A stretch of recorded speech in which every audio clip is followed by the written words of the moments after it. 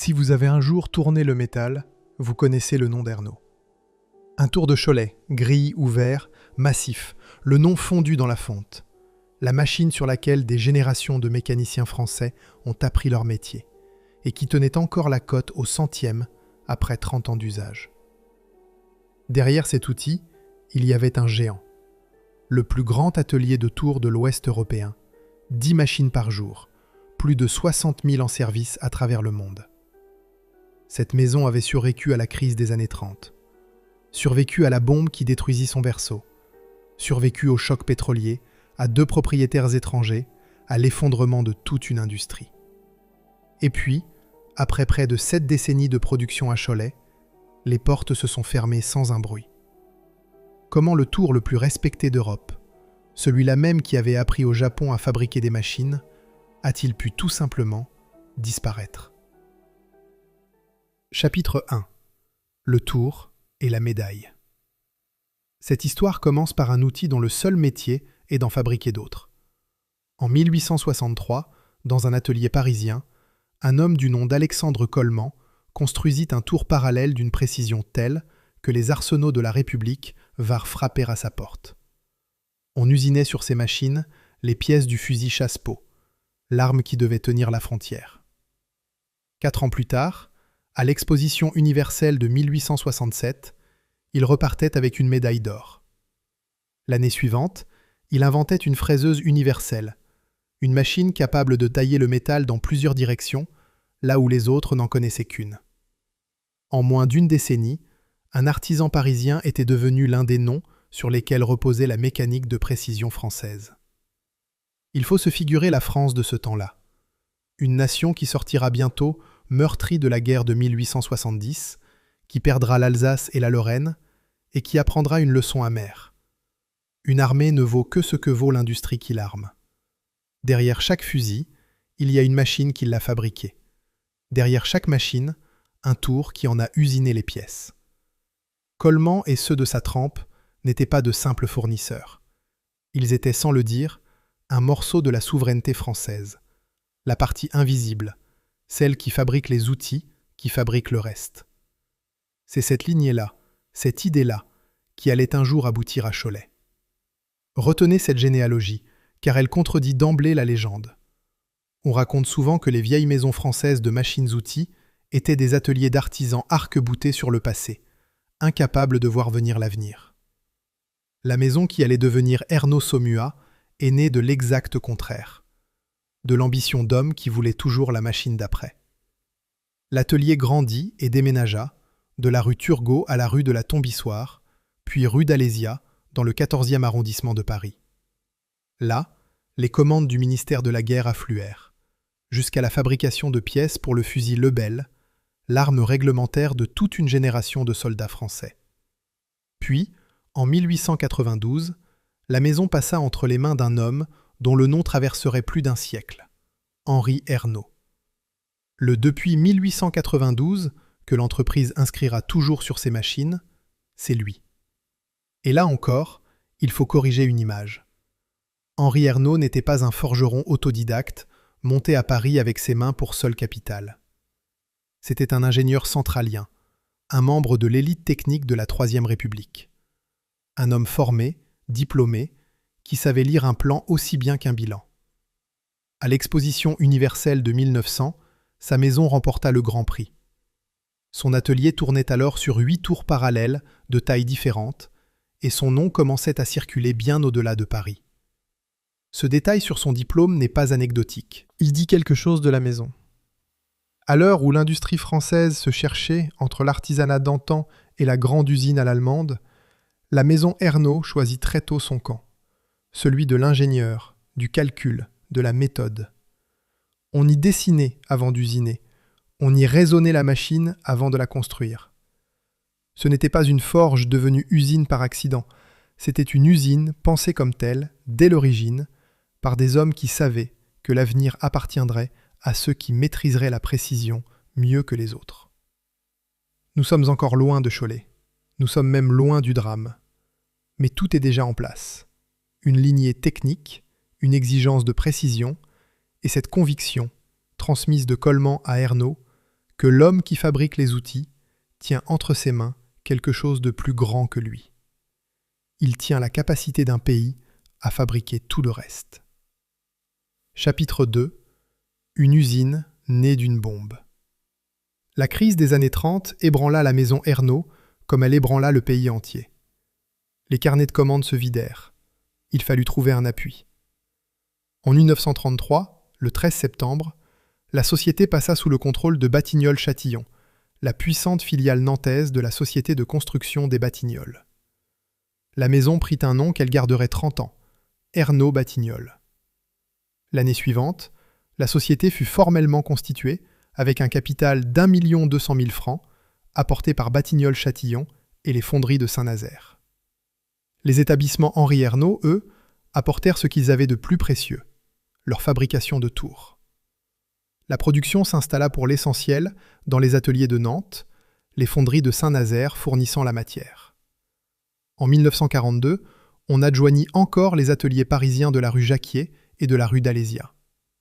C'est à Nantes, près de la Beaujoire, que battait le cœur ouvrier de l'affaire. Une usine bâtie dans les années 20. 450 ouvriers environ, ceinturée de près de 300 logements que les gens du quartier appelaient les corons. Un bastion de la CGT, de 1920 à 1970. La première usine occupée à Nantes en 1936. Une usine rouge, au sens plein du terme. Une usine qui savait s'arrêter quand elle estimait avoir raison de le faire. Et puis vint la guerre. Et avec la guerre, la bombe. Le 23 mars 1943, une formation de 11 bombardiers alliés passa au-dessus de Nantes. L'aile de l'usine où l'on fabriquait les tours fut détruite. Le savoir-faire d'un demi-siècle, les machines qui faisaient les machines, tout cela réduit en gravats en quelques minutes par des avions venus libérer un pays au prix de ce qu'ils écrasaient sur leur passage. Il y a là une amertume que l'histoire n'efface pas. L'usine qui allait devenir l'une des fiertés industrielles de la France libre est née de la destruction de sa propre maison mère par les libérateurs. Il fallait pourtant continuer à produire. On chercha des murs. On les trouva à Cholet, dans le Maine-et-Loire, à une centaine de kilomètres de là. Des bâtiments vacants qui avaient appartenu à l'Alsacienne, une maison tournée vers les télécommunications et l'électronique. Le bâtiment emblématique, rue de Bourgneuf, datait de 1938. On y transféra l'activité des tours. Pourquoi Cholet ? Parce qu'il y avait là des murs disponibles, loin des ports et des nœuds ferroviaires que visaient les bombardiers. Parce que le bocage offrait une main-d'œuvre habile de ses mains, façonnée par des générations de travail minutieux dans le textile et la chaussure. Parce qu'en temps de guerre, on prend ce que l'on trouve. Les débuts furent rudes. On usinait dans des bâtiments conçus pour autre chose, avec les moyens du bord, sous l'occupation, dans un pays coupé en deux. Mais on usinait. Et c'est là, dans ces conditions de fortune, que se forgea une culture d'atelier qui ferait plus tard la réputation de Cholet. Celle de l'ingéniosité, de la débrouille, du travail bien fait malgré tout. Songez à ce que cela signifiait pour les hommes.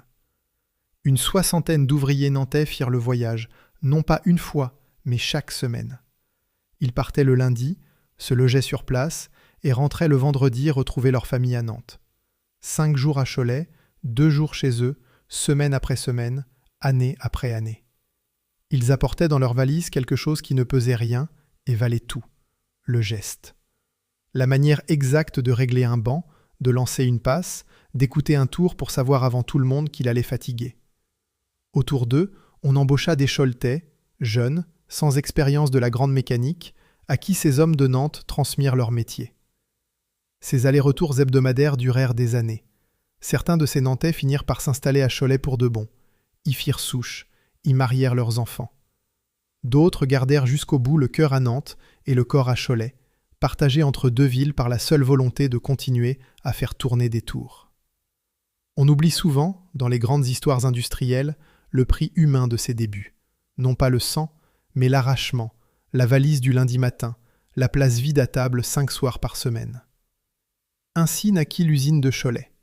Née d'une bombe, dans des murs qui n'étaient pas les siens, d'un exode ouvrier et d'un mariage entre le rouge de Nantes et la terre du bocage. En 1943, dans ses ateliers de fortune, 453 personnes se remirent au travail. Une usine née de la destruction et qui, bien plus tard, mourrait pour devenir tout autre chose. Mais nous n'en sommes pas là. Pour l'heure, le travail était réel et il ne faisait que commencer. Chapitre 3. Le fer de lance. La guerre finie, la maison n'avait qu'une idée, redevenir elle-même. En 1956, Ernaud Batignolles reprit son indépendance à l'égard de Batignolles-Châtillon. Elle n'était plus une aile détachée d'un grand groupe. Elle était de nouveau une maison de machines-outils, et elle comptait le prouver. Cette indépendance retrouvée, il faut la mesurer. Redevenir maître de son destin après plus de 20 ans passés dans l'orbite d'un grand groupe, ce n'était pas rien. Cela voulait dire décider soi-même de ses machines, de ses embauches, de ses marchés. Cela voulait dire renouer avec l'esprit des origines, celui de Coleman et d'Ernaud, ces hommes qui ne devaient de compte qu'à leur métier. Pendant 20 années, cette liberté serait le moteur de tout ce qui allait suivre. Et c'est peut-être là l'une des ironies les plus cruelles de cette histoire. L'entreprise ne périra pas d'avoir été trop libre, mais d'avoir peu à peu cessé de l'être. Elle le prouva par la technique. Dès 1946, elle avait lancé un tour à copier. Puis vint le pilote, un tour à cycle automatique qui plaça l'entreprise au tout premier rang mondial de la copie sur tour. Le fer de lance, disait-on, de cette spécialité. Comprenez bien ce que cela veut dire, car cela contredit encore la légende. Copier une pièce sur un tour, c'est confier à la machine une part du jugement de l'homme. La machine suit un gabarit, reproduit une forme, répète sans se lasser ni se tromper. C'est le premier pas vers l'automatisation, le grand-père lointain de la commande numérique. Une maison qui domine le monde de la copie sur tour dans les années 50 n'est pas une maison qui a peur des machines qui décident. C'est une maison qui les invente. Dans l'Europe de l'après-guerre, cette avance comptait. Chaque nation reconstruisait son industrie et cherchait les machines pour le faire. L'Allemagne, l'Italie, la Grande-Bretagne, les États-Unis se disputaient ce marché. Qu'une maison française tint le premier rang mondial dans une spécialité, la copie sur tour, n'allait nullement de soi. Cela tenait à la qualité de ses ingénieurs, à la robustesse de ses fontes, à cette exigence héritée de Coleman. Le pilote, puis le transpilote, incarnaient cette réputation. Des machines qu'on achetait non parce qu'elles étaient les moins chères, mais parce qu'elles duraient, et parce qu'elles ne trahissaient jamais la cote. L'entreprise grandit alors par absorption successive. En 1957, elle prit le contrôle de la Société bourbonnaise de machines-outils et gagna ainsi le site de Moulins, dans l'Allier, rue des Garceaux, où l'on construisait des tours de grande capacité. Puis, en 1962, vint le mariage qui donna à l'entreprise son nom définitif. Ernaud absorba l'activité machine-outils de la SOMUA. Il faut un mot sur la SOMUA, car derrière ce sigle se cache toute une autre histoire française. SOMUA, Société d'outillage mécanique et d'usinage d'artillerie, ses racines plongeaient dans les usines Bouet, fondées par Étienne Bouet en 1861, puis constituée en société anonyme en 1894. En 1914, par accord avec Schneider et compagnie du Creusot, la maison devint la SOMUA, absorbant au passage Farco, Champignol et d'autres, portant son capital de 5 à 16 millions de francs, avec Eugène Schneider à la présidence de son conseil. Installée à Saint-Ouen, elle fabriquait des obus, des engrenages, de l'équipement hydraulique, des machines-outils. Et des chars. C'est la SOMUA qui construisit, pendant la Grande Guerre, l'un des premiers chars d'assaut français, puis, à la veille de la Seconde, le fameux char S-35, le meilleur char de cavalerie français de 1940. Il faut lever ici une confusion que l'on trouve dans bien des récits. Un premier rapprochement avait eu lieu dès 1953, du côté des véhicules, entre les établissements Noël Ernaud et la SOMUA, ce qui fait dire à certains, à tort, que Ernaud SOMUA date de cette année-là. Puis, en 1955, la branche des véhicules de la SOMUA partit fonder la Saviem, aux côtés de Renault et de Latil. Il ne resta de la SOMUA que la machine-outil. Et c'est elle, et elle seule, qui fusionna avec Ernaud en 1962. Quand cet acier de la République entra dans la maison, c'est un siècle d'industrie française qui se rassemblait sous un seul nom. De cette fusion naquit H. Ernaud SOMUA. Le siège quitta Paris pour Vélizy-Villacoublay, la préfecture de la Seine ayant cette année-là découragé toute nouvelle extension parisienne. Et le groupe atteignit une taille qu'il ne faut surtout pas confondre avec celle de la seule usine de Cholet. En 1962, le groupe Ernaud-Saumua employait 2500 personnes, produisait 3000 machines-outils par an, réparties sur 6 usines, Cholet, Lisieux, Moulins, Monzeron, Paris-Alésia et Saint-Denis. Plus de 60 000 de ces machines tournaient déjà à travers le monde. 60 000 machines. Dans les arsenaux, chez Snecma, chez Peugeot, Renault, Citroën, Ford. Partout où l'on usinait du métal, il y avait de bonnes chances qu'un tour Ernaud fût à l'œuvre. 6 usines donc, mais une même signature. À Lisieux, à Saint-Denis, à Moulins où l'on construisait les plus gros tours, à Cholet où l'on en sortait le plus grand nombre, partout, la même exigence, la même fonte, le même refus de l'à peu près. Le groupe n'était pas un conglomérat de sites disparates. C'était une maison unique, dispersée sur le territoire, qui parlait d'une seule voix aux mécaniciens de la France entière. Et pour ceux qui douteraient encore que cette maison regardait vers l'avant, il y a l'aventure américaine. En 1965, un technico-commercial de la maison rentra des États-Unis avec une conviction. Il y avait là-bas un marché pour des tours de production destinés aux sous-traitants de l'automobile et de l'aéronautique. Il fonda une filiale, HES Machine Tool. Puis, au début des années 70, contre l'avis, dit-on, du directeur technique comme du directeur commercial, il obtint le feu vert pour construire un tour parallèle à commande numérique. Retenez cette date. Un tour à commande numérique conçu par une maison que la légende accusera plus tard d'avoir refusé la commande numérique. Ce tour se vendit à 100 exemplaires aux États-Unis avant même d'avoir été présenté en Europe. Il se vendit si bien qu'un constructeur américain attaqua la maison en contrefaçon, non parce qu'elle avait copié quoi que ce soit, mais pour la contenir, pour l'empêcher de dépasser 10% du marché américain.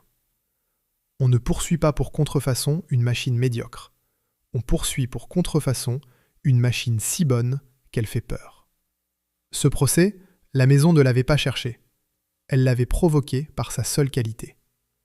Un constructeur américain, incapable de la battre sur le terrain de la technique, avait choisi celui du tribunal, non pour réparer un vol, mais pour poser une limite à un concurrent trop doué.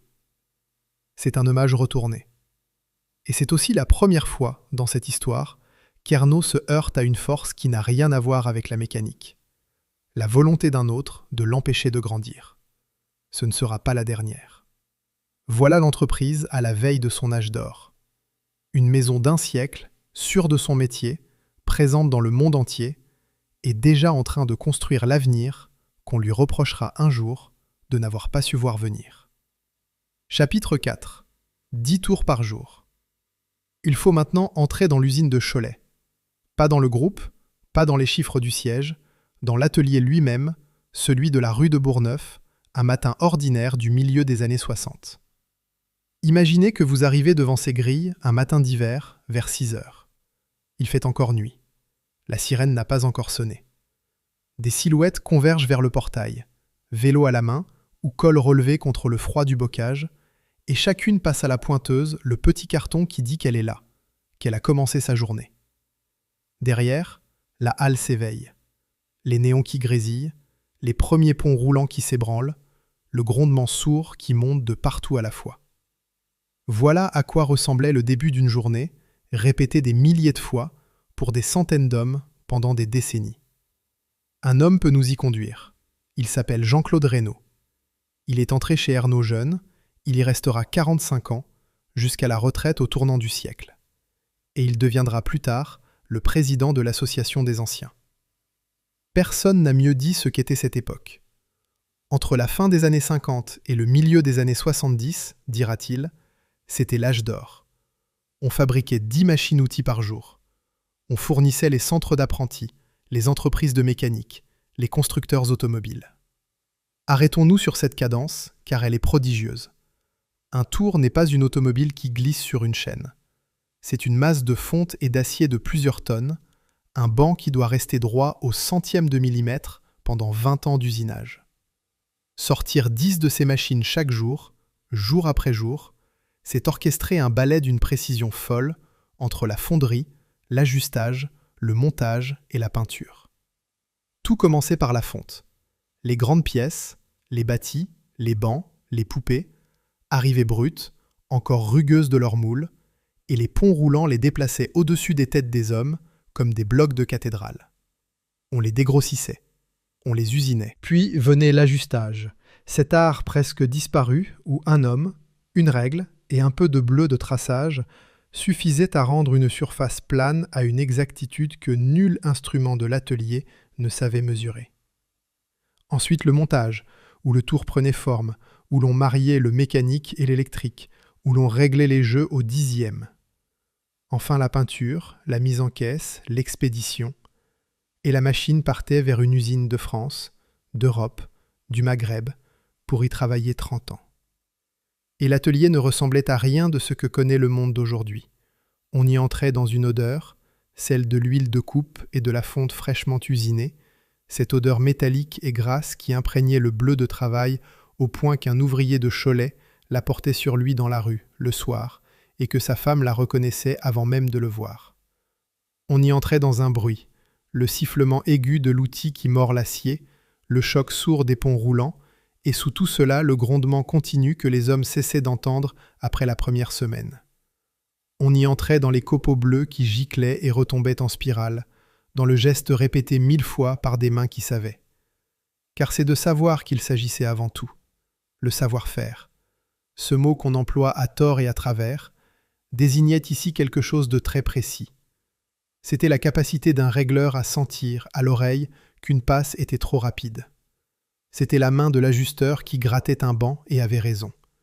C'était ce que les 60 Nantais avaient apporté dans leurs valises et transmis, geste après geste, aux jeunes Choletais embauchés à leur côté. Ce savoir ne s'écrivait nulle part. Il ne figurait dans aucun manuel. Il passait d'un homme à un autre, à l'établi, par l'exemple et la correction, par la main du vieux qui reprend la main du jeune. Un tourneur mettait des années à devenir un bon tourneur. Un ajusteur davantage encore. Et cette lente transmission, invisible, patiente, était le véritable capital de l'usine, plus précieux que les machines, car les machines, on peut les acheter, tandis que le geste, non. Le geste, il faut le former. Et quand une usine ferme, c'est d'abord ce capital-là, accumulé sur des générations, qui se dissout dans l'air en une seule après-midi. Et l'usine ne se contentait pas de fabriquer. Elle formait. Les tours Ernaud équipaient les centres d'apprentis, les écoles où l'on apprenait le métier. De sorte qu'un jeune Français des années 60 apprenait souvent à usiner sur une machine née à Cholet, puis, devenu ouvrier, retrouvait la même signature dans son propre atelier. La maison ne vendait pas seulement des machines. Elle formait la main qui les utiliserait. Les premières gammes portaient des noms de code austères, les HN, les HNC, les AC. Mais en 1967, l'usine célébra un double événement. Le 17 mars, on présenta un nouveau tour, le tour Cholet, et l'on fêta la 30 millième machine à sortir des ateliers. De cette célébration naquit une gamme entière qui porterait le nom de la ville, les tours de Cholet. Le Cholet 350, le 435, le 550, le 660. Des noms qui, aujourd'hui encore, font briller l'œil des mécaniciens dans toute l'Europe. Il faut avoir eu l'un de ces tours pour comprendre la fierté qu'il inspirait. Une machine massive, laquée de gris ou de vert, le nom de Cholet fondu dans le bâti, capable de tenir la cote pendant des décennies d'usage intensif. Quand un tour terminé quittait la halle, sanglé sur un camion, il emportait avec lui le travail de dizaines d'hommes, le fondeur, l'ajusteur, le monteur, le peintre, et chacun d'eux savait qu'une part de son ouvrage partait pour une usine qu'il ne verrait jamais, dans une ville dont il ignorait le nom, pour y faire tourner un morceau de l'industrie française. C'était cela, être de chez Ernaud. Fabriquer des objets qui vous survivraient, et qui feraient vivre ailleurs d'autres hommes. Ces tours partaient loin, vers les arsenaux, le GIAT, les établissements de la marine, vers Snecma, vers les grands de l'automobile. Le site de Moulins, lui, construisait les grands tours Jupiter et servait des clients d'armement en France, mais aussi au Pakistan, en Israël, en Belgique. Ce que fabriquait Cholet n'était pas un produit anonyme. C'était l'outil sur lequel s'usinait une part entière de l'industrie française, et d'une partie du monde avec elle. Chapitre 5. Le miracle choletais. Pour comprendre ce que l'usine représentait, il faut comprendre la ville. Car Cholet n'était pas une ville comme les autres. On l'appelait le miracle choletais. Depuis plus d'un siècle, cette ville du bocage vivait d'une réussite obstinée, presque insolente pour sa taille. D'abord le textile, le célèbre mouchoir rouge de Cholet, tissé de génération en génération. Puis la chaussure. Une ville de petites et moyennes entreprises, aux familles nombreuses, où le travail des femmes n'était pas l'exception, mais la règle. On appelait cela le double salaire, ces foyers où l'homme et la femme rapportaient chacun leur paie, et où l'on avait ainsi, à deux, de quoi bâtir une maison, élever des enfants, tenir son rang. C'était aussi une région à part dans la carte industrielle française. Catholique, rurale, tournée vers elle-même, très peu marquée par l'immigration qui, ailleurs, dans le Nord, en Lorraine, dans la banlieue parisienne, peuplait les usines de Polonais, d'Italiens, de Portugais et de Maghrébins. Ici, la main-d'œuvre venait du pays même, du bocage et de ses fermes. La force de travail de Cholet, c'était Cholet. Et quand le textile commença de décliner, après la guerre, la ville fit ce que peu savent faire. Elle se réinventa. Les industries modernes, la mécanique, la machine-outil, prirent le relais de la filature et du tissage. Ernault fut de celle-là. L'usine née de la bombe de Nantes devint l'un des piliers de cette seconde reconversion, l'une des preuves que le miracle choletais tenait encore. Mais l'usine apporta plus que du travail. Elle apporta une culture. Rappelez-vous ces 60 Nantais qui faisaient le voyage chaque semaine ? Ils ne transportaient pas seulement le geste du tourneur. Ils transportaient le rouge, la CGT, la mémoire d'une usine occupée en 1936, la fierté des métallos et des cheminots, l'idée qu'un ouvrier a le droit de discuter d'égal à égal avec son patron. Dans une ville du bocage plutôt sage, plutôt catholique, l'usine Ernault devint une enclave d'un autre monde ouvrier, et cette greffe, improbable, prit. Cette culture se traduisit en actes. Les archives de la ville de Cholet conservent la trace des conflits qui rythmèrent la vie de l'usine. Indifférent autour des médaillés du travail, au milieu des années 70. Une grève à l'automne 1975. Des tracts, des licenciements contestés l'année suivante. Des rencontres tendues avec la direction à la fin de la décennie. Une nouvelle grève au printemps 1980. Ce n'étaient pas des colères aveugles. C'était le langage d'ouvriers qui connaissaient la valeur de ce qu'ils fabriquaient et qui entendaient être traités en conséquence.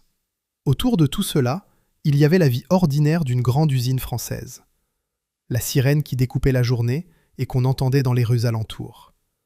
La pointeuse au portail, ce petit rite du matin et du soir. Le vestiaire, où l'on redevenait un homme ordinaire après avoir été un ouvrier.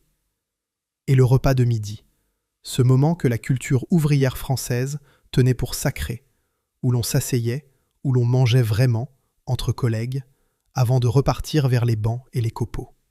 La ville vivait au rythme de l'usine, et l'usine au rythme de la ville. La sirène de Cholet réglait les repas, les rendez-vous, l'heure d'aller chercher les enfants.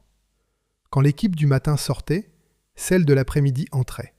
Les hommes se croisaient au portail, échangeaient 3 mots sur une pièce en cours ou sur une machine capricieuse, et la production continuait sans jamais s'interrompre.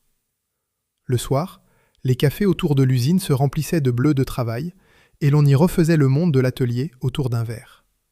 Rien de tout cela ne figurait sur une fiche de paie.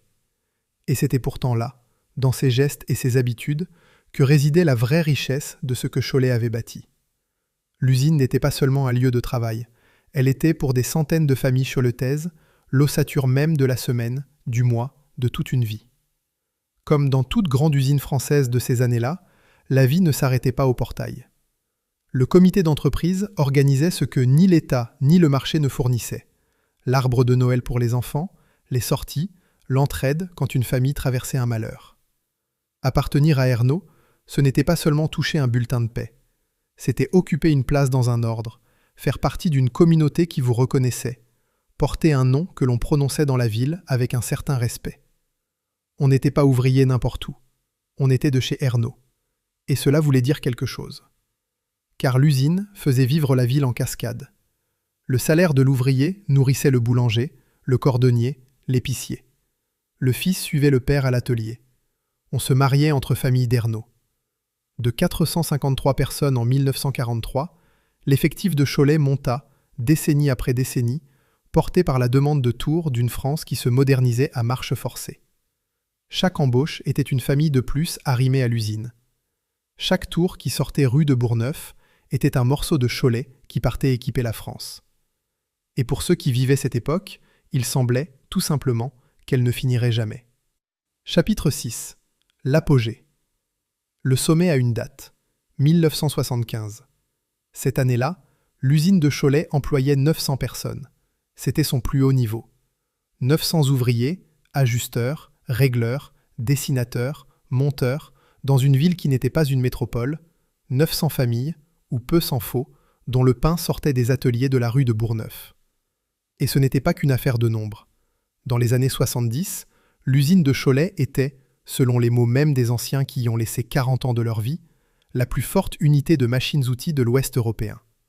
Non pas de la région, non pas de la France, de l'Ouest de l'Europe tout entier. Une usine du bocage, née d'une bombe 30 ans plus tôt, était devenue le plus grand atelier de tours d'un continent occidental. Les tours de Cholet équipaient les arsenaux, les grands constructeurs, les écoles de la République. Le nom d'Ernault était une signature que les mécaniciens prononçaient avec respect, de Lisbonne à Varsovie. Tout, en cette année 1975, disait la permanence, la solidité, l'avenir. Les journaux régionaux parlaient de l'usine avec fierté. Les élus la citaient en exemple. Dans les familles, on se croyait chanceux d'y avoir sa place, et l'on n'imaginait pas une seule seconde que ses portes pussent un jour se refermer. Une maison qui existait depuis 1892, qui avait traversé 2 guerres, la grande crise des années 30 et jusqu'à la destruction de son berceau par une bombe, une telle maison paraissait aussi solide que la pierre du bocage. Et pourtant, écoutez bien, car voici l'ironie sur laquelle tout va basculer. Au moment précis où Cholet était le plus grand atelier de tours de l'Ouest européen, cette même maison Ernault-Saumua vendait déjà, de l'autre côté de l'Atlantique, des tours à commande numérique, cette technologie que la légende accusera bientôt l'entreprise d'avoir méprisée. Le tour numérique parti aux États-Unis n'était pas un accident. C'était la preuve, écrite dès le début des années 70, que cette maison avait vu l'avenir avant beaucoup d'autres. La véritable énigme de cette histoire n'est donc pas de savoir pourquoi Ernault aurait refusé la modernité. C'est de comprendre comment une maison qu'il avait embrassée si tôt a pu malgré tout disparaître. Car en 1975, le monde autour de ces murs avait déjà commencé à changer. Le premier choc pétrolier avait frappé 2 ans plus tôt, et les industries de biens d'équipement, celles qui vendent les machines qui font les choses, sont toujours les premières à saigner quand l'économie hésite. À Paris, dans les bureaux d'un ministère, des décisions se préparaient qui allaient sceller le sort de toute la machine-outil française. Et l'année suivante, en 1976, l'usine de Cholet entamerait la conversion de sa production au tour à commande numérique. Une modernisation qui serait aussi, sans que personne le sût encore, le début d'une lente érosion. 900 ouvriers travaillaient encore rue de Bourgneuf. La sirène sonnait encore 3 fois par jour. Et personne, à l'intérieur de ces murs, n'entendait le bruit que le monde faisait en se refaisant autour d'eux. Chapitre 7. Le monde se refait. Le premier choc pétrolier avait frappé en 1973. On croit souvent que ces crises touchent d'abord l'automobiliste à la pompe. C'est faux. Elles touchent d'abord ceux qui fabriquent les machines qui fabriquent les voitures. Car lorsqu'une industrie doute de l'avenir, la première chose qu'elle cesse d'acheter, ce sont des biens d'équipement. On repousse l'achat d'un tour neuf. On fait durer l'ancien 1 année de plus. Et l'usine qui vend des tours voit son carnet de commandes se vider avant tout le monde. À Cholet, on le sentit vite. La part des machines dans l'investissement des entreprises françaises, qui dépassait 27% au milieu des années 70, retomba à peine au-dessus de 22% au début des années 80. Derrière ce pourcentage abstrait, il y a des tours qu'on ne fabrique plus et des hommes qu'on ne garde plus. Pour une usine comme celle de Cholet, dont les clients étaient d'autres usines, les arsenaux, Snecma, les constructeurs automobiles, ce reflux fut immédiat et brutal. Un constructeur qui doute de l'avenir ne commande pas de tour neuf, il attend. Et quand tous attendent en même temps, l'atelier qui tournait à plein régime se retrouve à courir après les commandes. Les premières difficultés apparurent au milieu des années 70, discrètes d'abord, puis de moins en moins. On parla de rationalisation, on parla de compétitivité. Les mots de la crise entrèrent dans le vocabulaire de l'usine et ils n'en ressortiraient plus jamais. Mais le choc pétrolier ne fit que révéler une faiblesse bien plus ancienne. Il faut la nommer car elle est le vrai cœur de cette histoire, et elle n'a rien à voir avec une prétendue arrogance française face au progrès. La France, depuis un siècle, fabriquait trop peu de machines-outils, dans trop de petites maisons. À la veille de la Seconde Guerre mondiale, elle comptait une centaine de constructeurs et 8500 ouvriers pour une production dérisoire. L'Allemagne, à la même date, alignait 600 constructeurs et 80 000 ouvriers. 20 ans plus tard, à la fin des années 50, la France produisait environ 50 000 tonnes de machines-outils quand l'Allemagne en produisait 250 000.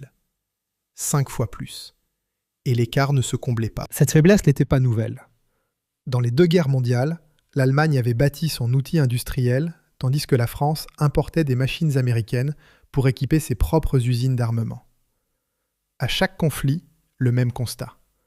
Le pays savait se battre, mais peinait à fabriquer ce avec quoi l'on fabrique.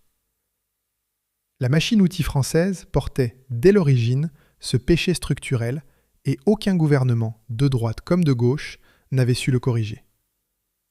Cette différence n'est pas qu'une affaire de chiffres. La taille, dans l'industrie, c'est la survie. Une grande maison peut absorber une mauvaise année, financer sa recherche, tenir un marché à perte le temps qu'il faut pour l'emporter. Une petite maison, non.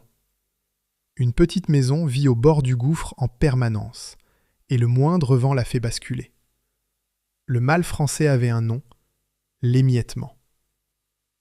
Là où l'Allemagne et les États-Unis comptaient des dizaines d'entreprises de taille moyenne, solides, la France n'en avait que 4 ou 5.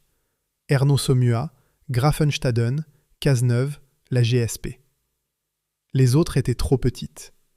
Et surtout, elles refusaient de s'unir. Un observateur de la profession résuma ce travers d'une formule cruelle. On préfère végéter seul que de s'entendre avec un concurrent.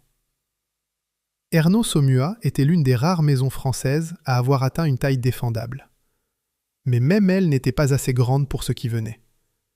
Car pendant que la France s'émiettait, le Japon montait. Le Japon fut le premier pays à réussir la commande numérique à grande échelle.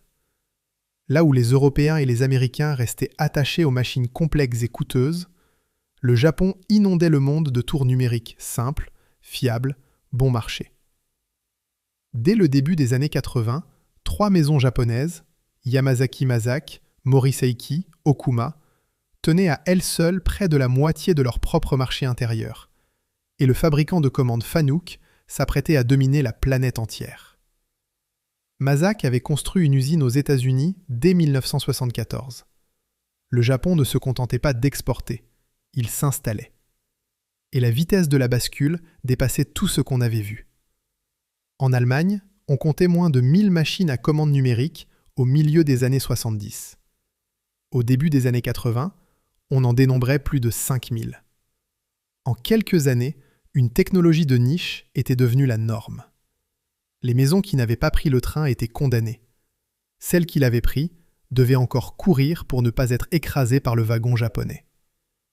La France, elle, glissa en une décennie de la 6e à la 9e place parmi les producteurs mondiaux.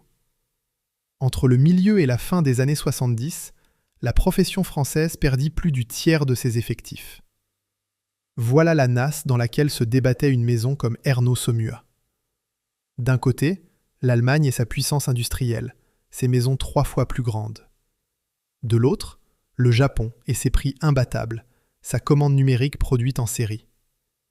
Au milieu, une entreprise française excellente, mais trop petite, sommée de courir sur 2 fronts à la fois avec des moyens taillés pour un seul.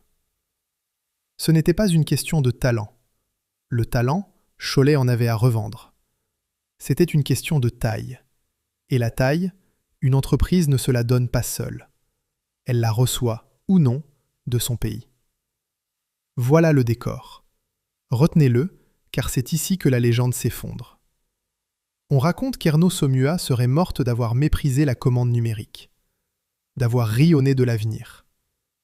C'est l'histoire simple, celle qu'on aime, l'artisan orgueilleux puni par le progrès. Elle a un défaut, elle est fausse. La vérité, la voici. La commande numérique, née aux États-Unis pour usiner les pièces complexes de l'aéronautique et de l'armement, n'intéressa longtemps presque personne. L'historien de la profession, André Garanger, l'a écrit sans détour. Nombre de dirigeants d'entreprises n'y voyaient aucun avenir, et cela était vrai non seulement en France, mais aussi en Allemagne.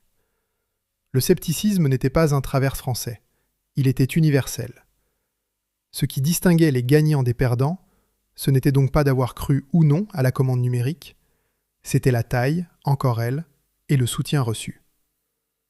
Le Japon avait un État qui organisait sa filière, des banques qui la finançaient, un marché intérieur protégé pour y faire ses armes. La France, elle, avait des maisons douées et seules. Ernaud avait vu juste. Elle n'avait simplement pas, derrière elle, le pays qu'il aurait fallu. Or, parmi les rares maisons qui avaient vu venir la Révolution, il y avait Ernaud Saumua. Avec la GSP, avec Forêt, avec Linné, elle fut de celles qui comprirent tôt. Rappelez-vous ce tour à commande numérique parti se vendre à 100 exemplaires en Amérique au début des années 70, quand l'Europe n'en voulait pas encore. Et dès 1976, l'usine de Cholet convertit sa production au tour à commande numérique. Elle devint l'un des principaux constructeurs français de tours numériques et de centres d'usinage. Il y eut bien au sommet une réticence. Un président du groupe, au départ, ne croyait pas à cette technologie. Mais, et c'est tout le contraire de la légende, ses propres ingénieurs, ses propres commerciaux passèrent outre. Le doute d'un seul homme fut vaincu par la clairvoyance de sa maison. Ernaud Saumua n'a pas refusé l'avenir, elle l'a construit. Ce qui l'a tué, il faut le chercher ailleurs. Il faut le chercher dans les bureaux de l'État. Chapitre 8. Les décisions fatales. Une entreprise ne meurt presque jamais d'un seul coup. Elle meurt d'une suite de décisions, dont chacune, prise isolément, pouvait passer pour raisonnable. Voici celles qui, à Cholet, ont assemblé le drame. Elles n'ont pas été prises par des ouvriers, ni même, pour l'essentiel, par des patrons de la maison. Elles ont été prises à Paris, dans des bureaux d'où l'on n'entendait pas la sirène. Nommons-les ces décisions, car l'anonymat protège ceux dont on devrait se souvenir. Aucune ne fut criminelle, aucune ne fut prise par malveillance. Chacune, dans le bureau où elle fut signée, parut sans doute raisonnable, prudente, conforme à quelque logique supérieure. C'est précisément ce qui les rend terribles. Ce n'est pas une conspiration qui a tué Cholet. C'est une succession de décisions raisonnables, prises loin de l'atelier, par des gens qui ne paieraient jamais le prix de s'être trompés. La première est presque une farce, si elle n'était pas cruelle.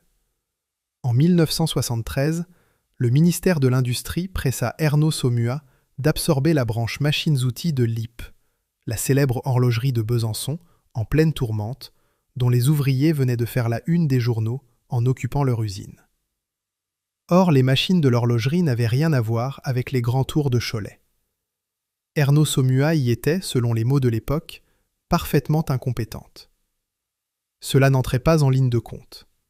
L'État avait un problème social à résoudre, et il traitait déjà Ernaud comme un instrument commode. Une entreprise à qui l'on confie les fardeaux dont on ne sait que faire.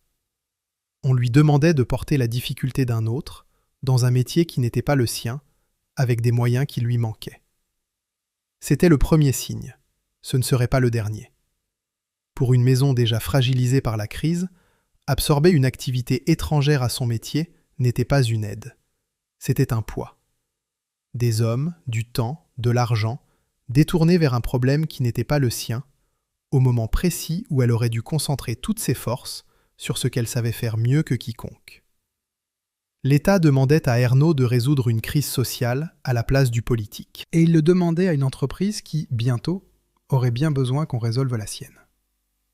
La deuxième décision est la plus lourde de conséquences techniques, et elle est proprement stupéfiante. Au début des années 70, 3 maisons françaises savaient construire les armoires de commande numériques, le cerveau électronique sans lequel un tour numérique n'est qu'une carcasse de fonte. Il y avait Alcatel, il y avait Télémécanique, et il y avait un petit inventeur de génie, une entreprise du nom de Feutrier.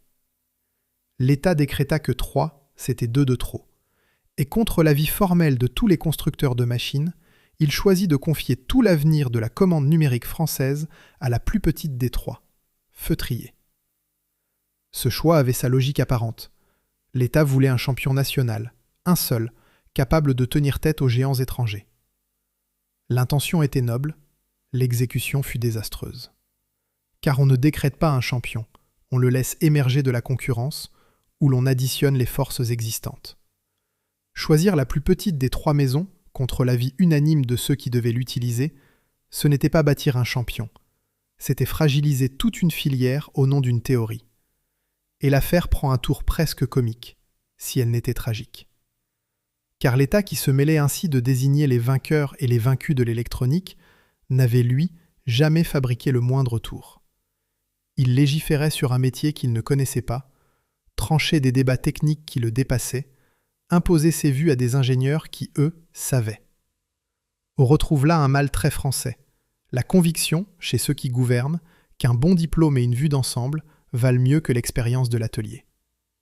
Les hommes de Cholet connaissaient leurs machines. On ne les écouta pas. Songez à ce que cela signifiait.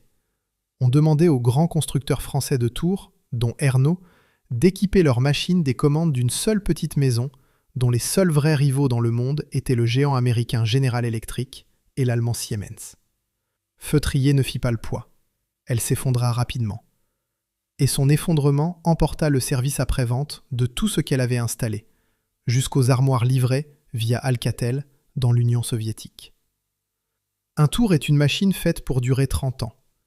Privé du cerveau qui le commande et de quiconque pour le réparer, il n'est plus qu'un bloc de métal mort. Voilà ce que la décision d'un bureau avait fait peser sur des milliers de machines françaises. Il faut mesurer ce que cela signifiait pour Cholet. Une usine qui construisait désormais des tours à commande numérique, l'avenir même de son métier, se trouvait dépendante, pour le cerveau de ses machines, d'un fournisseur national chancelant. Vendre un tour numérique, c'est promettre au client qu'il pourra le faire réparer pendant 20 ans. Une telle promesse devenait intenable dès lors que le fabricant de la commande faisait faillite. Ernaud dut gérer les conséquences d'un choix qu'elle n'avait pas fait, rassurer des clients qu'elle n'avait pas trompés, réparer une confiance qu'un bureau parisien avait entamée. Pendant que le Japon équipait ses tours de commande Fanuc d'une fiabilité légendaire, la France avait, de sa propre main, sabordé son électronique de commande. Ce fut Ernaud Saumua qui mena le combat pour réparer le désastre, en poussant Télémécanique à reprendre le flambeau. L'affaire se noua au sein du comité interministériel chargé des industries en difficulté, alors dirigé par un haut fonctionnaire nommé Philippe Jaffray. La filiale de Télémécanique, baptisée NUM, finit par réussir là où Feutrier avait échoué. Mais le mal était fait. Pendant des années, la commande numérique française avait été confiée à un champion trop faible, désigné d'en haut, contre l'avis de ceux qui savaient. Certains mécaniciens, aujourd'hui encore, jugent que le plan d'État qui imposa ensuite ces commandes fut une erreur immense. Quoi qu'on en pense, une chose est sûre, ce n'était pas l'arrogance d'un artisan, c'était la faute d'une administration. La troisième décision fut celle de la propriété. Ernaud Saumua devint une filiale du groupe Gemont Schneider. Et pour un grand groupe, une usine de machines-outils n'est pas une communauté d'hommes et de savoir-faire. C'est une ligne dans un tableau, une variable d'ajustement. En 1979, le groupe vendit le site de Saint-Étienne au groupe Linné. On disposait des morceaux, comme on solde un stock. Les chroniqueurs de la profession en ont écrit après coup. La stratégie du groupe auquel Ernaud appartenait porte une grande part de responsabilité dans ce qui suivit. Peut-être l'entreprise aurait-elle survécu en se concentrant sur ce qu'elle faisait le mieux, les tours parallèles et les tours de production. Mais ce choix-là ne dépendait plus d'elle. Il dépendait d'actionnaires lointains pour qui Cholet n'était qu'une adresse parmi d'autres. Une entrée dans un bilan qu'on pouvait, le moment venu, effacer d'un trait. Une usine appartenant à un tel groupe n'a plus de destin propre. Ses bénéfices remontent, Ses pertes se compensent, ses investissements se décident ailleurs, par des hommes qui n'ont jamais vu l'atelier, jamais serré la main d'un ajusteur, jamais entendu la sirène de la rue de Bourgneuf. Ces hommes ne haïssaient pas Cholet. C'est pire, ils lui étaient indifférents. Cholet n'était pour eux ni une fierté, ni une communauté. Seulement un actif, à conserver tant qu'il rapportait, à céder dès qu'il coûtait. Et quand le vent tourna, il coûta. On commença donc à vendre. Un site en 1979. Le reste suivrait. Et puis vint la décision qui dépasse toutes les autres. Celle qui, plus qu'aucune erreur technique, mérite le nom de faute. Celle dont le coût humain est le plus clair et le plus impardonnable. À partir de 1982, un repreneur se présenta. Un repreneur solide, sérieux, qui connaissait la maison mieux que personne. Toyoda, la branche machine-outil du géant japonais Toyota. Et pas n'importe quel prétendant. Depuis 10 ans, Toyoda fabriquait sous licence Erno. Il savait exactement ce qu'il achetait et il en voulait. Toyoda était prêt. L'État refusa. Non pas 1 mois, non pas 6, plus de 2 ans. 2 années entières, pendant lesquelles l'administration s'obstina à chercher un repreneur français qui n'existait pas, tandis que l'entreprise saignait, que les effectifs fondaient, que le savoir-faire s'en allait par la porte, homme après homme. Chaque mois d'attente était un mois de perte. Chaque mois de perte justifiait un nouveau licenciement. Et chaque licenciement emportait un peu du trésor de la maison. Non pas des machines, mais des gestes, des années d'apprentissage, cette compétence qu'on met une vie à former et une après-midi à congédier. Et cette attente avait une cause, une idée. L'idée qu'une entreprise française devait être sauvée par des Français. L'idée que la propriété d'une usine était affaire de nationalité avant d'être affaire de survie. On peut comprendre le sentiment. On peine à pardonner le calcul. Car pendant que l'administration cherchait, dans les annuaires du capitalisme national, un repreneur tricolore introuvable, un repreneur bien réel patientait. Celui-là même à qui Erno avait, 10 ans plus tôt, enseigné le métier. Toyoda ne demandait qu'à investir. On lui fit attendre 2 ans la permission de sauver ce que la France, elle, ne savait plus sauver. Ces 2 années ont un visage. Ce sont des ouvriers qui, un matin, apprirent que leur poste n'existait plus. Des familles choltaises dont le revenu s'effondra. Des hommes de 50 ans, 30 ans de métier dans les mains, à qui l'on annonça qu'on n'avait plus besoin de ce qu'ils savaient faire. Pendant que les dossiers circulaient entre les ministères, la vie réelle de l'usine se vidait, poste par poste. Quand l'État accepta enfin Toyoda, à la fin de 1984, il y avait déjà, dans les rues de Cholet, des hommes qui payaient de leur emploi le temps que l'administration avait mis à se décider. Le Figaro s'en émut à l'époque. Erno Saumua, écrivait le journal, attendait depuis plus de 2 ans qu'un Français veuille bien de lui, alors que Toyoda, lui, était là. Le comité interministériel finit par reconnaître qu'on ne pouvait plus poursuivre indéfiniment un soutien artificiel en trésorerie. Et à la fin de 1984, l'État accepta enfin la solution étrangère qu'il avait refusée 2 ans durant, mais au prix de nouvelles réductions d'effectifs. Ce fut, selon la formule d'un historien, le choix du moindre mal, après 2 ans de refus. 2 ans. Le temps qu'il fallut à un État qui se disait le protecteur de l'industrie française pour se résoudre à laisser vivre ce qu'il avait failli laisser mourir. 2 ans payés, non par les ministres, non par les fonctionnaires, mais par les ouvriers de la rue de Bourgneuf. Ceux dont le nom ne figure dans aucun communiqué et dont la place, à la fin, avait disparu. Chapitre 9. L'effondrement. En avril 1985, Toyoda prit le contrôle total. Cholet devint le siège de l'Erno Toyoda Automation. À Moulins, dans le même mouvement, on créa une nouvelle société, la SOMAB. La SOMAB, Société de mécanique et d'automatisme du Bourbonnais, naquit à Moulins sous une forme rare. Une société anonyme à participation ouvrière, dans laquelle Erno Toyoda détenait une part. C'était, là-bas, une manière de sauver ce qui pouvait l'être en associant les ouvriers au capital de leur propre outil. Le geste était beau. Il ne suffirait pas à conjurer ce qui s'annonçait à Cholet. Il y a dans ce rachat une scène que l'histoire aurait pu inventer si elle n'était pas vraie. Pendant 10 ans, Erno avait appris à Toyoda le métier du tour. Le président de Toyoda, dit-on, l'avoua un jour à son homologue français. « Vous nous avez appris, lui dit-il, à fabriquer des machines-outils. » Songez à cette phrase. Elle contient toute l'histoire de la maison et toute son ironie. Ce que Coleman avait commencé en 1863, ce que des générations d'ouvriers de Nantes puis de Cholet avaient perfectionné, avait franchi les mers, traversé le Pacifique et servi à former celui qui reviendrait, un jour, en propriétaire. Il n'y a pas d'humiliation là-dedans. Il y a même une forme de grandeur. On ne transmet que ce qu'on possède vraiment. Mais il y a aussi le vertige de voir l'élève racheter le maître. Cette relation entre Erno et Toyoda ne datait pas d'hier.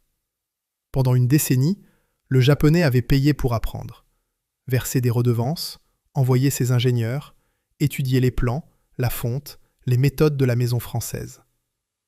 C'était un commerce honorable, celui du savoir contre l'argent. Nul, à l'époque, n'imaginait que le disciple deviendrait un jour assez puissant pour racheter son maître.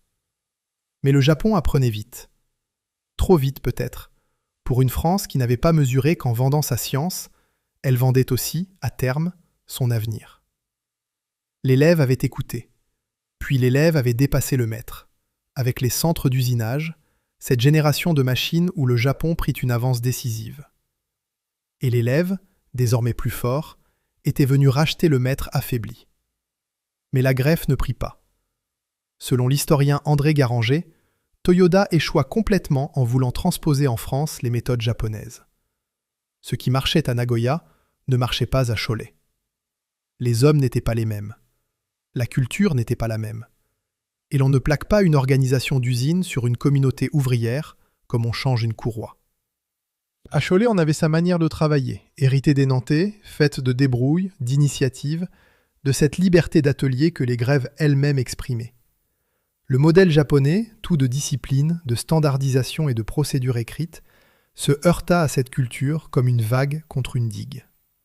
Ni les uns ni les autres n'avaient tort. Simplement, ils ne parlaient pas la même langue du travail. Et une usine, ce n'est pas d'abord des machines. C'est une manière commune de faire, patiemment construite. On ne l'importe pas. Sous pavillon japonais, puis de nouveau français, l'usine continua pourtant de tourner, plus petite, plus discrète, à l'ombre de sa gloire passée. On y produisait toujours des machines de qualité, mais pour un marché qui se réduisait comme peau de chagrin face à des concurrents qui, eux, ne cessaient de grandir. Chaque année ressemblait à la précédente, en un peu plus difficile. Les commandes espacées, les effectifs rognés, les investissements repoussés. C'est une manière de mourir que connaissent bien les vieilles industries. Non pas le coup de grâce, mais l'étranglement lent, l'asphyxie polie, année après année, jusqu'à ce qu'il ne reste plus assez de souffle pour continuer. En 1993, Toyoda se retira. L'entreprise redevint Erno. Elle rejoignit un regroupement des derniers grands constructeurs français, le groupe Kato, formellement créé l'année suivante. Cazeneuve, Erno, Somab, Sidéric, Cincinnati. Les derniers Gaulois de la machine-outil française rassemblés dans un même village. Et il faut le dire, car cela aussi contredit la légende de la maison morte de vétusté. Entre le début des années 80 et la fin, l'usine de Cholet construisit encore plus de 600 centres d'usinage et 2000 tours à commande numérique. Elle produisait toujours. Elle savait toujours faire. En 2005, un enfant de Cholet, Michel Samzan, entré dans le métier chez Erno même, prit la tête du groupe Kato. Il négociait alors un transfert de technologie avec le chinois Spark, face à la concurrence allemande, italienne, asiatique. Nous symbolisons en quelque sorte, disait-il, le village gaulois qui résiste. Il y avait, dans cette formule, plus de lucidité que de bravade. Le groupe Kato, dernier carré de la machine-outil française, réunissait des noms prestigieux autour d'un chiffre d'affaires modeste et d'à peine plus de 280 salariés, quand un seul concurrent allemand en comptait des milliers. On négociait avec la Chine des transferts de technologie, c'est-à-dire qu'on vendait, faute de mieux, ce qu'on avait de plus précieux, le savoir accumulé depuis Coleman, le village gaulois. Mais les villages gaulois, dans la réalité, finissent par tomber. Regardez la courbe des hommes. Elle raconte tout ce que les mots essaient de dire. De son sommet, l'usine était tombée à 313 salariés en 1980. Un chiffre si bas qu'il stupéfie. Plus bas encore que ce qu'elle comptera 5 ans plus tard. C'est la marque d'un abattage brutal. Quelque part entre 1978 et 1980, une saignée dont les archives de Cholet gardent la trace, sous forme de grève, de tracts, de rencontres tendues avec la direction. Puis un léger sursaut. 436 salariés en 1985, au moment du rachat par Toyota. Ce sursaut, il faut le souligner, coïncide avec l'arrivée des Japonais. Toyota, en reprenant la maison, avait cru en elle assez pour réembaucher. L'espoir, un instant, sembla permis. C'est ce qui rend la suite plus amère encore. Ce ne fut pas une chute continue et fatale, mais une agonie entrecoupée de rémissions, chacune donnant à croire que le pire était passé. À chaque fois, il ne l'était pas. Et enfin, la ligne descend. Elle descend encore. Elle ne remonte plus jamais. En 2007, il restait 82 personnes dans l'usine de la rue de Bourgneuf. 82, là où ils avaient été 900. Cette année-là, la direction baissa définitivement le rideau. Ernaud ferma Cholet, son unique site de production en Europe, après près de 7 décennies. Le bâtiment datait de 1938, la production y avait commencé en 1943 sous l'occupation, avec les hommes venus de Nantes. Et voici le plus troublant. En 1975, l'usine s'était mise en grève. En 1980, elle s'était battue au printemps. C'était une usine rouge. Une usine qui savait s'arrêter pour se défendre. En 2007, il n'y eut rien. Pas de grève, pas d'occupation, pas de banderoles sur les grilles, pas de caméra. Les récits qu'en gardent les anciens décrivent une fin silencieuse, une extinction gérée, administrée, sans éclat. Comme si, après tant d'années de coups reçus, il ne restait même plus la force de crier. Ou peut-être savait-il tout simplement que crier n'aurait rien changé, que la décision, comme toutes les autres, avait été prise ailleurs depuis longtemps, et qu'il n'y avait plus, en 2007, ni patron à qui parler, ni ministre à convaincre, ni avenir à défendre. Il ne restait qu'à ranger ses outils. 82 personnes éteignirent les lumières, et s'en allèrent. Ce que devinrent ces derniers 82, les archives ne le disent pas avec précision, et il serait indécent de l'inventer. Certains, sans doute, partirent en retraite. D'autres, plus jeunes, durent réapprendre un métier. Et ici, il faut être juste. Cholet n'est pas Longwy, n'est pas la Lorraine des vallées éteintes. Le miracle choletais avait tenu bon. La ville, riche de ses centaines de petites entreprises, de son textile, de sa chaussure, de sa mécanique diffuse, ne s'effondra pas avec son usine. Il y avait, ailleurs, du travail. Et c'est peut-être ce qui rend cette fin si singulière. Ce ne fut pas la mort d'une ville, mais la mort d'une légende. La disparition, silencieuse, de la plus grande maison d'Europe dans son art, sans que la ville qui l'abritait en meure. Une tragédie industrielle sans cadavre visible. Et pour cela même, peut-être, plus facile à oublier. Ce jour-là, quelque chose de plus vaste que 82 emplois prit fin. C'était une chaîne ininterrompue qui se brisait, de Coleman en 1863 à Ernaud en 1892, des ateliers de Nantes aux Halles de Cholet, 144 années durant lesquelles, quelque part en France, des mains avaient fabriqué les tours qui fabriquent le reste. Le 23 mars 1943, une bombe avait déplacé cette chaîne sans la rompre. En 2007, sans bombe, sans bruit, sans témoin, elle se rompit pour de bon.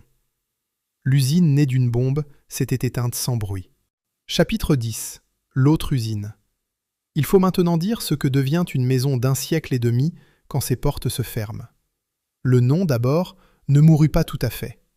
En 2007, 5 anciens de la maison reprirent la marque et l'activité de service sous le nom Bernot Service. Ils existent encore aujourd'hui, en 2026. La maintenance, plus de 100 000 références de pièces détachées, la revente de machines d'occasion pour les tours Ernaud, Toyota, Hartford et Somab. Depuis 2010, ils assurent même en exclusivité, pour la France, le service des centres d'usinage Hartford. La maison qui fabriquait des tours ne fabrique plus rien. Mais elle soigne encore les siens, ces milliers de machines qui, quelque part dans le monde, tournent toujours. Il y a là une fidélité qui force le respect. Ces 5 hommes n'ont pas laissé mourir le nom. Ils ont choisi de rester au chevet de l'œuvre, de tenir la promesse que la maison avait faite à chacun de ses clients, celle de ne jamais abandonner une machine tant qu'elle tourne. Le constructeur a disparu, le serviteur demeure. C'est une survie modeste, mais c'est une survie. À Moulins, la Somab survécut aussi, seule, indépendante. En 2009, c'est un groupe chinois, Spark, qui en devint l'actionnaire principal. L'histoire a de ses ironies. La maison française qui avait appris son métier au Japon finit rachetée, morceau par morceau, d'abord par le Japon, puis par la Chine. Mais c'est le site de Cholet lui-même qui offre l'image la plus saisissante de toute cette histoire. Le 1er avril 2016, sur les lieux mêmes de l'usine Ernaud, fermée 9 ans plus tôt, un promoteur choletais, le groupe RGV, dirigé par Olivier Vincenot, inaugura un nouvel établissement. Il lui donna un nom qui, sans le vouloir, dit toute la vérité de cette histoire. L'autre usine. Le nom, sans doute, se voulait un clin d'œil, une usine d'un autre genre, une usine du loisir. Il dit pourtant, à qui connaît l'histoire, quelque chose de bien plus grave. Qu'il y eut ici une première usine, une vraie, et qu'elle n'est plus. Sur 16 000 mètres carrés, la surface des anciens ateliers, s'étend désormais le plus grand complexe couvert de sport, de loisirs et de jeux à sensations de France. Une piste de karting électrique de 400 mètres, un bowling de 16 pistes, un laser game sur 2 niveaux, du billard, des jeux d'arcade, du squash, du paddle, du football à 5, du basket, une salle de remise en forme, des salles d'escape game, du karaoké. Plus de 25 activités, sous la houlette entre autres d'un ancien footballeur du FC Nantes, Nicolas Savino. Il ne s'agit pas de mépriser ce lieu. On y rit, on y joue, des familles entières y passent de bons dimanches, et il vaut sans doute mieux, pour une friche industrielle, devenir un lieu de vie qu'un terrain vague. Mais l'ironie est trop grande pour qu'on la taise. Le plus grand atelier de tours de l'Ouest européen, le lieu d'où sortaient les machines qui armaient la France, est devenu le plus grand terrain de jeu couvert du pays. On y vend désormais du frisson en salle climatisée, là où l'on vendait jadis la précision au centième de millimètre. La même charpente, un autre monde. Là où l'on fabriquait 10 tours par jour, on joue désormais au laser dans le noir. Là où l'on célébra un jour la 30 millième machine à sortir des ateliers, une salle d'escape game porte un titre que nul n'a choisi avec ironie et qui pourtant en déborde. Mort au 13e étage. Et l'on s'y presse. Chaque année, 850 000 visiteurs franchissent les portes de l'autre usine, pour s'amuser sur les lieux mêmes où des générations d'ouvriers avaient bâti le plus grand atelier de tours de l'Ouest européen. Il reste pourtant, dans ce vacarme de loisirs, une petite pièce à part. Les anciens de la maison, réunis en association, y tiennent une salle d'exposition. Des photos, des films, des documents techniques, la mémoire de ce qui fut. Elle est ouverte quelques heures, un après-midi par semaine. Les archives de Cholet, elles, conservent un fond sonore tout entier consacré à l'entreprise. Des voix d'ouvriers, enregistrées, pour que quelque chose subsiste quand les derniers d'entre eux se seront tus. Chaque mois de janvier, ceux qui restent s'y retrouvent. Ils traversent le hall où résonnent les moteurs des cartes, passent devant le bowling et poussent la porte de leur petite salle. Là, entre les photos jaunies et les plans techniques, ils redeviennent, le temps d'un après-midi, ce qu'ils furent. Des hommes de chez Ernaud. Ils se racontent les machines, les ateliers, les collègues partis. Puis ils ressortent dans le vacarme et rentrent chez eux. Ils sont un peu moins nombreux chaque année. C'est ainsi que meurt une usine pour de bon. Non pas le jour où l'on ferme les grilles, mais le jour où s'éteint le dernier de ceux qui se souviennent. Chapitre 11. Ce qui reste. Reprenons la question du début. Comment une seule erreur a-t-elle détruit le plus légendaire des tours à métaux d'Europe ? La réponse, maintenant, nous la connaissons. Il n'y a pas eu une seule erreur. Il n'y a pas eu surtout l'erreur qu'on croit. Ernaud Saumua n'est pas morte d'avoir méprisé la commande numérique. Elle la vendait en Amérique quand l'Europe la dédaignait encore. Elle n'est pas morte d'orgueil, ni de vétusté, ni de ce péché de fierté qu'on prête si volontiers aux vieilles maisons françaises. Elle est morte d'autre chose. D'un pays qui n'a jamais su donner à ses constructeurs de machines la taille qui les aurait rendus invincibles. D'un État qui lui a imposé des fardeaux, lui a désigné un champion électronique trop faible, l'a traité en variable d'ajustement, puis a refusé pendant 2 ans le sauveur qui se présentait. De grands groupes lointains pour qui Cholet n'était qu'une ligne comptable.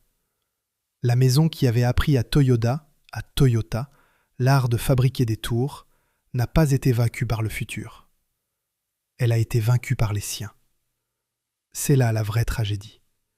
Non pas celle d'une entreprise dépassée, mais celle d'une entreprise compétente, en avance, respectée dans le monde entier, et qu'on n'a jamais laissé atteindre la force nécessaire pour se défendre. Il reste des tours.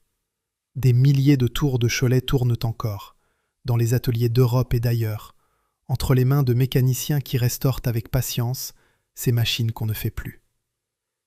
Il reste le nom, gravé dans la fonte, inscrit sur les carnets d'Ernaud Service. Il reste une petite salle d'exposition coincée entre un bowling et une piste de karting. Et il reste le hall. Le même hall, immense, où l'on sortait 10 tours par jour, où 900 hommes venaient travailler au son de la sirène. Il est toujours là, toujours aussi vaste. Mais ce qui le remplit aujourd'hui, ce n'est plus le grondement des ponts roulants, ni le sifflement de l'acier usiné. C'est le vrombissement des cartes électriques et le rire des visiteurs du samedi. Une usine née d'une bombe, devenue le plus grand atelier de tours d'un continent, réduite au silence par ceux-là même qui auraient dû la protéger, et transformée enfin en terrain de jeu. Il ne restera bientôt que le hall, le vrombissement des cartes. Et, sous le vacarme, pour qui sait encore l'entendre, le silence de tout ce qui fut fabriqué là. Une bombe l'avait fait naître. Ce ne fut pas une bombe qui la tua, mais des signatures, des notes de synthèse, des décisions raisonnables prises loin de la rue de Bourgneuf, par des hommes qui ne paieraient jamais le prix de s'être trompés. Le plus grand atelier de tours de l'Ouest européen est aujourd'hui une piste de karting. Et il n'y a, pour le dire, que quelques vieux ouvriers, une salle d'exposition oubliée, et le souvenir d'un temps où, ici, la France savait encore fabriquer les outils qui fabriquent tout le reste.